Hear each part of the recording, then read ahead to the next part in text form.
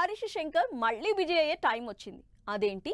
పవన్ కళ్యాణ్తో మొదలుపెట్టిన ఉస్తాద్ షూటింగ్ ఆగిపోయింది. ఇప్పుడప్పుడే మొదలయ్యే ఛాన్స్ కూడా లేనట్టు తెలుస్తోంది. సరిగ్గా ఇలా వెయిటింగ్ పీరియడ్లో ఉన్నప్పుడే హరీష్ శంకర్కి బంపర్ ఆఫర్ ఇచ్చారు డైరెక్టర్ గోపీచంద్ మలినేని. ఒక డైరెక్టర్కి మరో డైరెక్టర్ ఛాన్స్ ఇవ్వడం ఏంటి? 2 ఏళ్ల నుంచి సినిమా సెట్స్ మీదకెళ్లేదెప్పుడా అని వెయిట్ చేస్తున్న హరీష్ శంకర్ కి ఉస్తాద్ మూవీ ఛాన్స్ ఇచ్చి మరోసారి షూటింగ్ తో బిజీ చేశారు పవన్ కళ్యాణ్. అయితే జనాలు ఈ కాంబినేషన్ కోసం ఎంత వెయిట్ చేశారో పట్టుమని 10 రోజులు షూటింగ్ కూడా జరగకుండానే ఉస్తాద్ షూటింగ్ ఆగిపోయింది.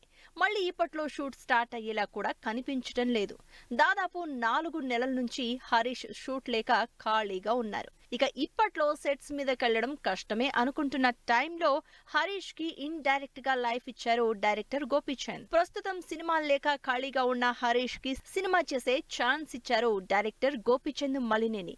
రవితేజ గోపీచంద్ మలినేని కాంబినేషన్ లో తెరకెక్కాల్సిన సినిమా ప్రస్తుతానికి పోస్ట్ పోన్ అవడంతో హరీష్ కి రవితేజతో సినిమా చేసే ఛాన్స్ వచ్చింది.